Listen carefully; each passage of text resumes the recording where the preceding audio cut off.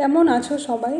আজ আমি সকাল সকাল রেডি হয়ে যাচ্ছি মায়াপুরের উদ্দেশ্যে। অনেক দিন ধরে বাড়ি থেকে তেমন বেরোনো হয় না, তাই ভাবলাম কোথাও থেকে একটা ঘুরেই আসি। যেমন ভাবা তেমনি কাজ, তাই সকাল সকাল বেরিয়েই পড়লাম।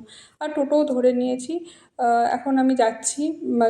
যেতে যেতে দেখো এখানটায় কত সুন্দর সুন্দর ফুল বিক্রি হচ্ছে, ভাবলাম তোমাদের সাথে আমি একটু শেয়ার করি। তারপর টোটোতে যেতে যেতে এই অপরূপ দৃশ্য দেখলাম, যেটা খানিকটা তোমাদের জন্য ক্যাপচার করলাম, যে এটা তোমাদেরও দেখায়। এত সুন্দর প্রাকৃতিক দৃশ্য। আর প্রায় চলে এসেছি, সামনেই হয়তো স্বরূপগঞ্জ ঘাট পড়বে। অনেকদিন আগে এসেছিলাম তো, তাই জন্য অনেকটা ভুলে গেছি যে আর কতক্ষণ লাগবে। তো ঘাটের কাছে চলে এসেছি। আর দেখো এখানে এত বৃষ্টি শুরু হয়ে গেছে, কি বলবো। মানে এখানে যে পাটাতনগুলো থাকে ওগুলোতে এত স্লিপ করছে, দু একজনকে পড়ে যেতেও দেখলাম। সেজন্য আমি একটু দাঁড়িয়েই গেলাম, যে বৃষ্টিটা একটু কমুক তারপরেই আমি লঞ্চে উঠবো, সেই জন্য একটু দাঁড়িয়ে আছি। আর এখন আমি লঞ্চে উঠে গেছি। বৃষ্টি একটু কমেছে, আবার হচ্ছে। কোনো ঠিক নেই, বৃষ্টির কোনো মানে যখন খুশি হচ্ছে আবার বন্ধ হচ্ছে। আবার দেখো রোদ উঠেছে তার মাঝখানে। যাই হোক, দৃশ্যটা কিন্তু অপূর্ব লাগছে। এত সুন্দর দৃশ্য আমি অনেকদিন পর দেখছি, বেশ ভালো লাগছে।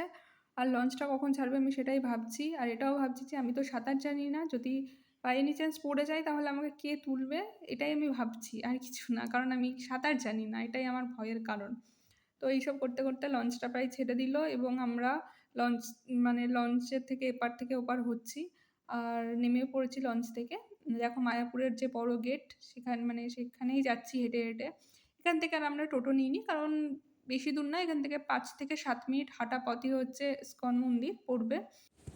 আর সামনেই দেখো একটা বজরংবলী মন্দির, যেখানে দাঁড়িয়ে আমি একটু প্রণাম করে নিলাম ঠাকুরকে। আর দেখো এত বৃষ্টি শুরু হয়ে গেছে, একটা শেডের তলায় একটু দাঁড়িয়েও গেলাম, কারণ এত বৃষ্টির মধ্যে যাওয়া সম্ভব না। তারপর বৃষ্টিটা একটু কমলো, আমরা আবার হাঁটা শুরু করলাম। আর দেখো যেতে যেতে কত মন্দির পড়ছে। মায়াপুরে অনেক মন্দির আছে, আমি সেদিনকে প্রচুর ভিডিও করেছিলাম, কিন্তু সব ভিডিও মানে একটা এই ভিডিওতে আমি আপলোড করতে পারবো না, সেজন্য আমি পার্টে পার্টে তোমাদের ভিডিওগুলো দেবো।